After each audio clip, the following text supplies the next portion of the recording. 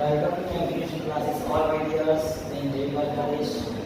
આજના આપણા ત્રણ એક્ઝામ્પલ છે જોવાના છે. ફર્સ્ટ વર્ગમૂળમાં 25 છે.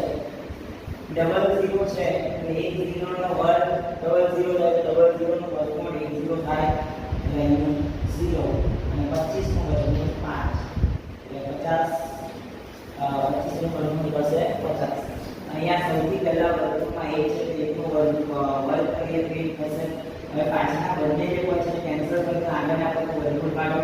આગળનું વર્ગમૂળ થશે 3 એટલે આખાનું વર્ગમૂળ જે નીકળે 931. અહીંયા આપણને ક્વેશ્ચન માર્ક આપે છે એની જગ્યાએ x લઈએ એની જગ્યાએ હવે આ બંનેનો સરવાળો કરીએ. 1 નો 1 5 3 8 બરાબર 80 હવે 81 એટલે કોની બે વાત કરીએ એટલે આપણે અહીંયા જો x એવો ને એવો જવા દઈએ તો વર્ગ છે વિભાગ છે તો વર્ગ એટલે 81 વર્ગમાં આવી જશે.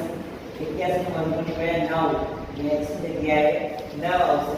અને ક્વેશ્ચન માર્કનો વર્ગ છે એટલે x ની જગ્યાએ 9 એટલે 9 ની જગ્યાએ આનો રાઈટ આન્સર થશે.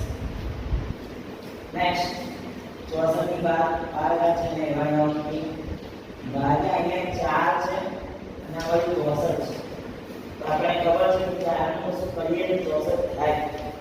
તો અહીંયા 4 ની 3 ઘાત આવે એટલે 64 થઈ ગયા. પણ સરેરાશ એની ઘાતમાં પણ ચેન્જ ના થવું જોઈએ. અહીંયા 15 છે અને 3 છે તો આપણે ખબર છે ઘાતની ઘાત કરીએ તો એનો ગુણાકાર થાય. તો 15 છે તો 5 છે તો 3 × 15 થઈ ગયા અને જે 4 ના 4 સારું આપી શકાય. અને અહીંયા બરાબર કંઈ જોસ ક્વેશ્ચન માર્કની જગ્યાએ x લખીશું.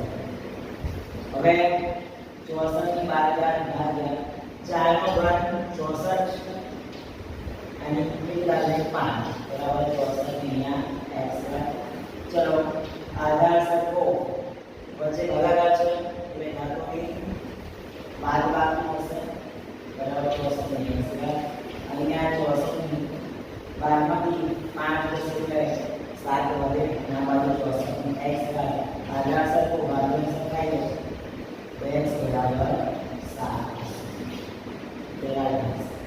અને લાસ્ટ છે અહીંયા જોઈ લઈએ શું કરીશું. તો અહીંયા 3 ની 2 ઘાત છે આગળ 9 છે તો 9 ની ઘાતમાં આને 9 વર્ગ લઈએ તો 3 નો વર્ગ 9 થશે. આખાના 6 અને 4 ઘાતની ઘાતનો ગુણાકાર 9 ની 24 ઘાત આવે 9 ની x ઘાત છે જે કેટલા છે 24 x = 24. તો આનો રાઈટ આન્સર છે.